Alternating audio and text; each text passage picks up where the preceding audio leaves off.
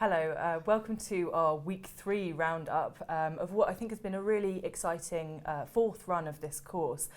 So I want to just start off by saying thank you to everybody for making the message boards really, really lively and engaged. There have been an awful lot of really insightful and rich comments, so we really appreciate that, and it's been lovely kind of learning what you think about some of the topics. So this is kind of meant to be a roundup of the whole course. Obviously, we're not going to be able to cover everything. So what we've done is to kind of have a think about some of the points that we found really interesting. The debate is still very much going on. So only this morning, the Mansfield Park radicalism debate has really kind of opened up.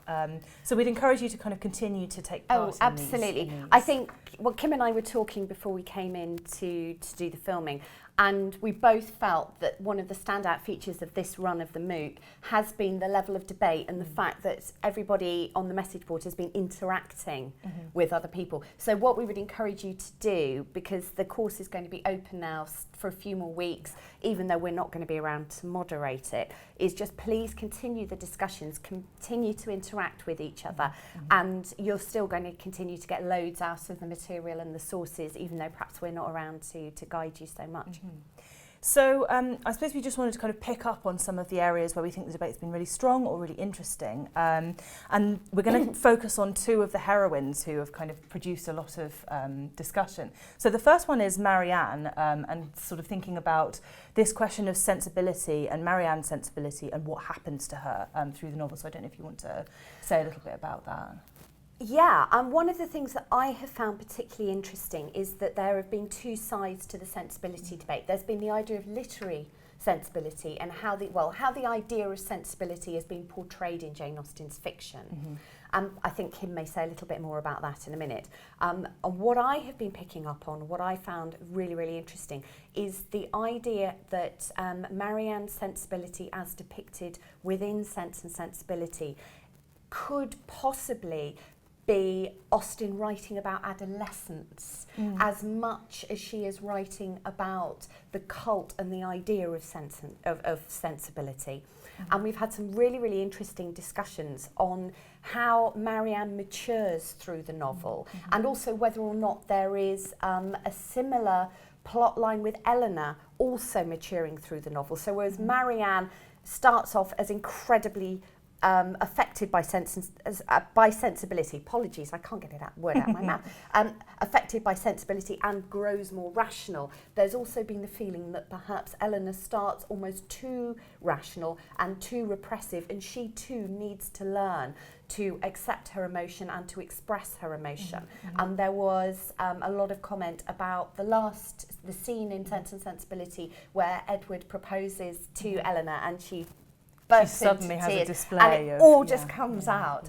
And whether or not the 2 sisters are sort of on this trajectory where they don't ever meet, they don't ever sort of reach an equilibrium where they're both the same. Marianne will always have more sensibility and Eleanor will always be more rational, but whether or not they're both on a sort of learning curve. I mean, I suppose one of the really kind of interesting things for me reading Sense and Sensibility has been this question of Colonel Brandon and whether we can see Colonel Brandon as a reward for Marianne, which I think is very much what the Ang Lee adaptation is trying to kind of point us towards, or whether there's actually something a little bit more punitive going on. So some of the people on the message board have talked about Marianne's ending as a kind of punishment for her excessive sensibility. So she goes through this period of becoming very ill as a result of it, and then being sort of married off to Brandon, and whether or not that's actually a good thing in Austen's eyes, I think is still a question that's open for debate. It's still a bit of a moot point. Somebody used the really telling phrase that it's as though a light goes out in Marianne when she marries Brandon. And apologies, I haven't got your name, but it's a brilliant line to use, because I think that's exactly what happens. And we're not... I don't think anybody's sure. There is plenty of debate, and please go onto the message boards and continue to debate it about whether or not this was the effect that Austen was perhaps looking for, or whether this is an inevitable consequence of trying to paint a heroine who has grown up. But it's interesting to think about that Yeah. in context of Montelieu's kind of different ending of the story as well.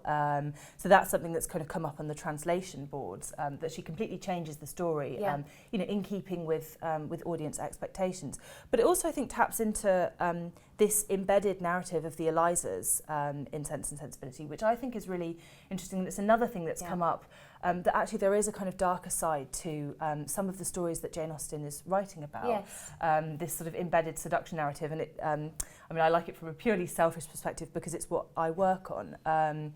So early 18th century seduction stories, which I think Austen is definitely drawing on in writing this story of the Elizas. I mean, why are there two Elizas? Exactly. The story is repeated and repeated, and we find it in other Austen novels It's as well. almost as though there are two novels. There is the novel which we see and is the main story, but there is a hidden, darker story inside quite a lot of the novels. I mean, there's the whole Wickham and Georgiana Darcy attempt, which again then mirrors the the Lydia attempt. There is the whole Mrs. Smith narrative within Persuasion, and in some, we're going to talk about Mansfield Park in a minute, and in Mansfield Park again there is a lot of darkness and a lot of potential gravity and serious issues that people sometimes don't notice in Austen, or certainly something that isn't brought out in many adaptations of Austen. Yeah, and I think this is something that really has been picked up on the message boards, particularly in this discussion that was going on this morning, so it's Friday morning, about Mansfield Park and slavery and the question of slavery in the novels, and it always produces very heated discussion. But I think maybe we should come on to that in a minute and talk about Fanny Price first, as another heroine who has created a lot of discussion. Yes. We've had quite a lot of there's quite a lot of Mansfield Park on the course. We've got the close reading exercise in week 2, and then we move on to talk about Mansfield Park being a radical novel. And there's also the poll on whether or not Fanny Price is a worthy heroine. And there's been a lot of superb debate about Fanny Price. And she is very easily dismissed, I think, by a lot of readers as being quite insipid and quite weak. And I would just like to highlight a comment from Catriona Courtier, who talks about Fanny actually being very, very powerful because she remains fixed. She stays where she is morally and ethically, and everybody else, the more malleable, perhaps the more morally dubious, perhaps in the case of Mary Crawford, characters move around her. She stays where she is, and everybody else ends up getting their just desserts. But it reminds me of she even does that physically in the novel, when you think about that scene with her sitting in the garden on the bench and everything's happening around her. The sort of the theatre of Mansfield Park is going absolutely. on. But she is fixed. And I think that's unusual for a heroine. Perhaps it's why we don't identify with her as much, because we expect our heroines to go on a journey of development. So someone like Marianne, for example, does change significantly during the course of the novel, whereas Fanny stays relatively static, I think, in terms of her morals and those sorts of things. So perhaps that's a reason that she's less identifiable. I think you're absolutely right, and I think this is something which modern novels and certainly modern film and television take for granted. We have very active protagonists, and perhaps people who see Fanny Price as being slightly weak and insipid we are accepting our own cultural norms and perhaps not looking at the other possibilities that were open to Austen within the novel as it existed as a form in her time. There's also the issue of whether or not, this is another point made by Catriona, of whether or not this is specifically a gendered type of power which Fanny is expressing, and that as a woman in the Regency period, one's options were actually quite limited. She wasn't going to be travelling to the West Indies with Sir Thomas Bertram to have a look at the plantations or anything like that. She has to stay, she is confined domestically, but within that she finds her own locus of power. And the morals of the story and the outcomes of the other characters ultimately reflect that she is right and the choices she makes are the right choices. Yeah, I mean, I think her characterisation, though, also taps into a difficulty that a lot of writers struggle with in terms of writing a truly virtuous character. So I'm thinking about Richardson writing Pamela, and he's trying desperately to write a character who does stay static in their morals. And of course, actually, it opens itself up to ridicule. I mean, you get Fielding writing Shamala or something like that. So there is this question about how do you write a character who is ethically absolutely stable, I suppose. Yeah, and are we just addicted to the bad girl? Do we find them more interesting? Well, but there's the whole discussion about Mary Crawford, isn't there? Exactly. And is she actually more interesting to watch? So I suppose that sort of brings us on to this last point that we were going to think about a little bit, which is politics in Austen's novels. There's been a lot of discussion about Austen as a writer who did not engage with politics at all. And I just kind of want to complicate that a little bit because I think there's this question about, well, what does political engagement actually mean? In Mansfield Park, she wasn't advocating explicitly one way or another for the slave trade, but that doesn't necessarily mean that her writing's not politically engaged. So if we think about something like Sanditon, for example, it shows that she's very aware of her economic climate, of the effect of commerce on everyday life, of the kind of encroaching modernity, I suppose. We see this in Mansfield Park too. We see it in Persuasion, with her kind of attention to the changes that are being wrought on society by the war. And so even though these things are not given centre stage in Austen's fiction, I think they're still very much there. Absolutely. And I think we need to be clear that when we're talking about politics, we're not talking about party politics or parliamentary politics. This is social politics. And we don't have the female Adam Smith or the female William Blackstone, who was an 18th century jurist. We don't have women writing explicitly political texts. But what we do have is a corpus of writing by authors such as Austen who express their own experiences. Although I'd go back and say that we do have women. We have abolition poetesses, yes.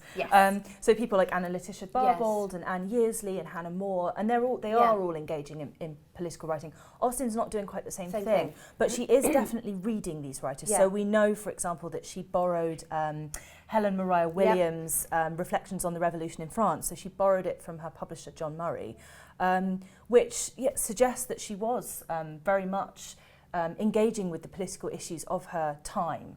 And so even though she's not writing about them in a partisan way, they are still informing the world that she's writing in, of course. And I suppose the other thing to think about when we talk about Austen as a political writer is thinking about what she's saying about the position of women, which again, I think we tie ourselves in knots talking about, well, was she a feminist and is it anachronistic to use the word feminism?